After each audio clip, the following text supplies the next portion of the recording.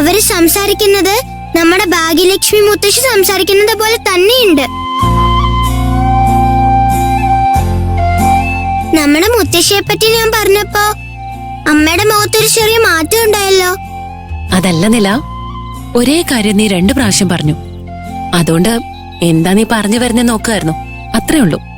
എന്റെ അമ്മ എനിക്ക് എത്ര സ്പെഷ്യൽ ആണോ അതേപോലെ അമ്മയുടെ അമ്മ അമ്മയ്ക്ക് സ്പെഷ്യൽ ആവണ്ടേ. എന്നാ അമ്മയ്ക്ക് മാത്രം എന്താ അങ്ങനെ തോന്നാത്തതെന്ന് മനസ്സിലാവുന്നില്ല.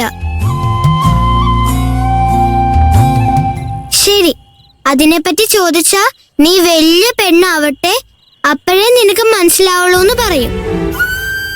അതിന് മാത്രം എന്താ ഉണ്ടായതെന്ന് ഒന്നും അറിയില്ല. അതൊക്കെ വിട്, നമുക്കിത് പിന്നെ സംസാരിക്കാം. ഉള്ളിൽ പോവാ. കണ്ടോ അമ്മ ഉടനെ ടോപ്പിക്ക് മാറ്റിയില്ലേ. ഇത് തന്നെയാ ഞാൻ നേരത്തെ പറഞ്ഞത്. അതൊന്നും അല്ല കാര്യം. സമയായി, നീ വാ.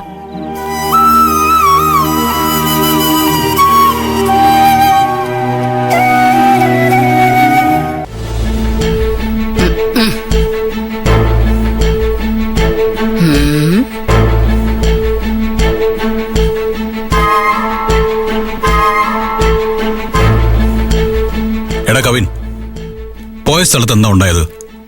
എടാ എത്ര നേരമായിട്ട് ഞാൻ ചോദിക്കുന്നു. നീ എന്താ ഒന്നും മിണ്ടാതിരിക്കുന്നേ? എന്താ ഉണ്ടായെന്ന് പറ.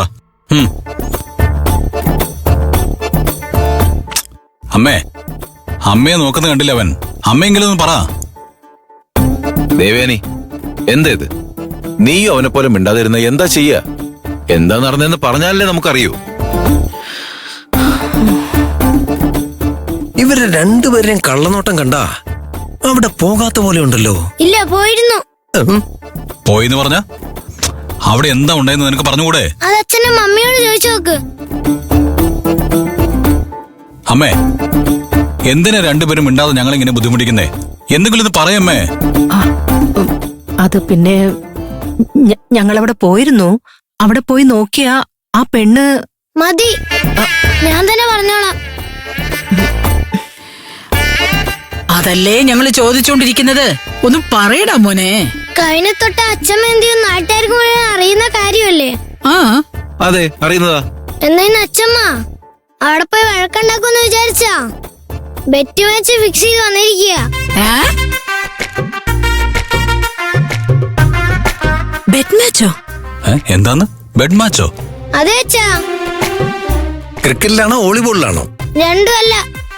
ഓ, അപ്പൊ ഹോക്കി ആയിരിക്കും. ഈ ബെറ്റ് മാച്ച് സ്പോർട്സിലല്ല, സ്റ്റഡീസിലാ. സ്റ്റഡീസിലോ? സ്റ്റഡീസില് സ്കൂളിലോ മര്യാദക്ക് പോകില്ല, എന്നിട്ട് ബെറ്റ് വെക്കുക. സ്റ്റഡീസിലാ? അതെ അച്ഛാ. നടക്കാൻ പോകുന്ന ക്വാർട്ടർ എക്സാമില് ഞാനാണോ നിലയാണോ ഫസ്റ്റ് വാങ്ങണെന്ന് നോക്കിയിട്ട് അതിൽ ഫസ്റ്റ് വാങ്ങുന്ന ആളിന് എന്തോ വലിയ ഗിഫ്റ്റ് ഒക്കെ കൊടുക്കാൻ പോത്ര. ഗിഫ്റ്റ്. ഓ, ഇത് എന്ത് കളിയാ ഇത്? കൊച്ചുകുട്ടികളെ പോലെ. നമ്മുടെ കവിന്റെ നേരെ കൈയോങ്ങി രണ്ടുപേരും കൂടി ചോദിക്കാൻ പോയി. പരീക്ഷയിൽ ആർക്കാണ് കൂടുതൽ മാർക്ക് കിട്ടുക അവർക്ക് ഗിഫ്റ്റ് കൊടുക്കാന്ന് പറഞ്ഞ് വന്നിരിക്ക അല്ലേ? അങ്ങനെ ചോദിക്കച്ചാ. അത് വേറൊന്നുമല്ല. ആ പെണ്ണിന്റെ അമ്മയെ വഴക്ക് പറയാൻ തന്നെയാ ഞങ്ങൾ ഇവിടുന്ന് അങ്ങോട്ട് പോയത്. എന്നാ ആ പെണ്ണിന്റെ അമ്മ അവിടെ ഉണ്ടായിരുന്നില്ല. ആ കൊച്ചുകുട്ടി മാത്രമേ ഉണ്ടായിരുന്നുള്ളൂ.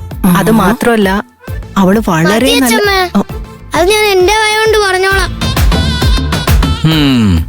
ഓക്കെ, ബാക്കി കഥ നീ തന്നെ പറ. അച്ഛാ, ആ കൊച്ചു നല്ല കുട്ടിയാ. സാമർത്ഥ്യമുണ്ട്. വീട്ടിൽ വരുന്നവരെയൊക്കെ സൽക്കരിക്കാൻ അറിയാം. കുടിക്കാൻ വെള്ളം കൊടുക്കുന്നു, ദൈവത്തിനോട് പ്രാർത്ഥിക്കുന്നു, നെറ്റിയിൽ കുറി തൊടുന്നു, പുസ്തകം എടുത്ത് പഠിക്കുന്നു. ഇതെല്ലാം കണ്ടപ്പോഴത്തേക്കും അവളാണ് ബെസ്റ്റ് എന്ന് അച്ഛമ്മ തീരുമാനിച്ചു. എന്നാൽ അവളെങ്ങനെയാന്ന് എനിക്ക് മാത്രമേ അറിയൂ. അവൾ എന്റെ ക്ലാസ്മേറ്റ് അല്ലേ, അച്ഛമ്മടേലല്ലോ. അല്ല കവിൻ, ആ പെൺകുട്ടി ശരിക്കും നല്ല കുട്ടി തന്നെയാ. അച്ഛമ്മേ, എന്റെ അടുത്ത് അങ്ങനെയൊന്നും പറയല്ലേ. എനിക്ക് ഒരുപാട് ഹേർട്ട് ചെയ്യുന്നുണ്ട്. അപ്പൊ ഞാൻ എന്താ ചീത്തക്കുട്ടിയാ? അല്ല, നീയും നല്ല കുട്ടിയാ. അത് പോട്ടടാ, നിന്റെ അച്ഛമ്മയല്ലേ, നമുക്ക് അഡ്ജസ്റ്റ് ചെയ്യാന്നേ. എങ്ങനെയാ അഡ്ജസ്റ്റ് ചെയ്യുന്നേ? ഒരു പ്രാവശ്യം, ഒരൊറ്റ പ്രാവശ്യം എന്തിനാ എന്റെ പേരക്കുട്ടി അടിക്കേ? നിന്റെ അമ്മ കൈ പൊക്കിയെന്ന് ചോദിച്ചിരുന്നെങ്കിൽ ഞാൻ കൂളായാനെ. എന്നാ അതെല്ലാം മറന്നിട്ട് അവളാണ് നല്ല കുട്ടി, ബെസ്റ്റ് സ്റ്റുഡന്റ്, എന്നൊക്കെ പറഞ്ഞിട്ട് വന്നിരിക്കുക. ആ ശരി, അതുകൊണ്ട് എന്താ? മത്സരത്തിൽ നീ ജയിച്ച് പാസ് മാർക്ക് വാങ്ങ്. പിന്നെന്താ വേണ്ടത്?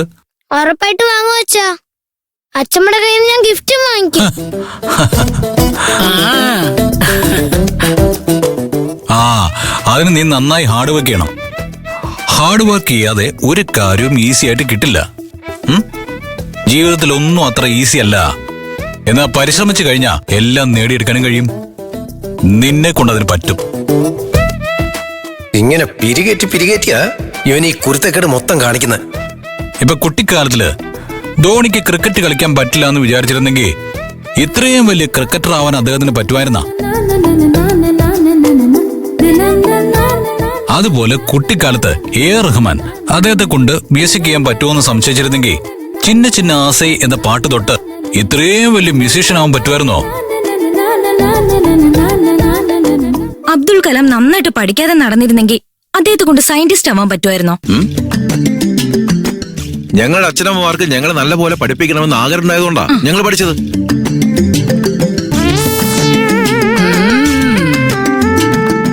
അതുപോലെ തന്നെ നിന്നെ കൊണ്ട് ഉറപ്പായിട്ട് പഠിക്കാൻ പറ്റുന്ന ആത്മാർത്ഥമായിട്ടും വിചാരിക്ക്. നിനക്ക് ഉറപ്പായിട്ടും ജയിക്കാൻ പറ്റും.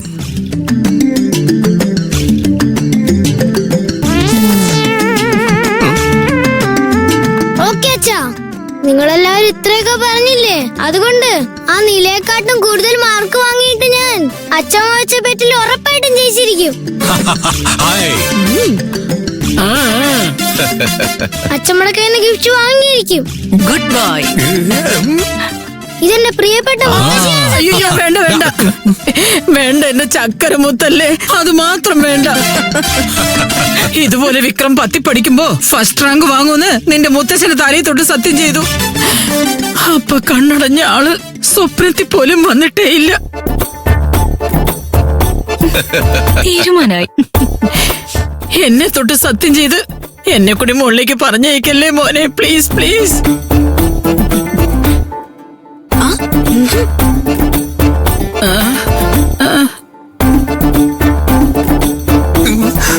നോക്കുന്നുണ്ടല്ലോ. ശരി, എന്നാ ഈ വടി പോലെ നിക്കുന്ന അയ്യോ മോനെ, എന്നെ പിടിച്ച് വെറുതെ എന്തിനാ സത്യം ചെയ്യുന്നേ? ഞാനെന്ത് പാവം ചെയ്തിട്ടാ? എന്താണ് ഇത്? നീ ചുമ്മാ സത്യം ചെയ്തിട്ട് അങ്ങ് പോവാണോ?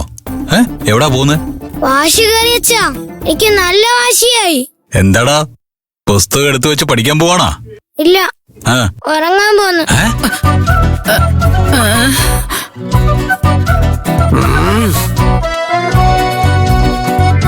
ഉറങ്ങാൻ പോകുന്ന? അതെ അച്ഛാ, ഉറങ്ങി എണീറ്റ് രാവിലെ ഫ്രഷ് ആയിട്ട് ഓടിക്കാൻ പോവാ. അപ്പൊ ബ്രെയിനിൽ എനർജി കിട്ടുമെന്ന് എന്റെ ക്ലാസ് മിസ് പറഞ്ഞിട്ടുണ്ട്.